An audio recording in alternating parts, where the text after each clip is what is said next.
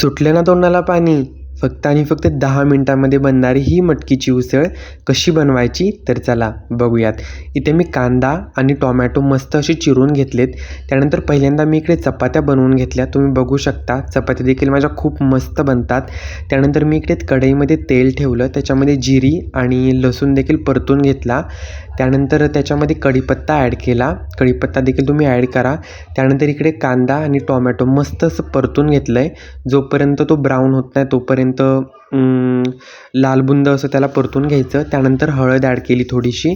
त्यानंतर लाल मिरची पावडर आणि घरी बनवलेला मसाला आणि हे परतून झाल्यानंतर मस्त असं त्याला कलर येतो, तुम्ही बघू शकता. त्यानंतर त्याच्यामध्ये धुतलेली मटकी ॲड करायची. ओके, तर त्यानंतर मस्त असं हलवून घ्यायचं त्याला आणि त्याच्यामध्ये चवीनुसार थोडंसं कूट ॲड करायचं आणि चवीनुसार मीठ ॲड करायचं. तर तुम्ही बघू शकता मस्त अशी मटकी बनून तयार आहे. या जेवायला. तर मी ते जेवण देखील घेतलं आहे. या जेवायला. थँक्यू.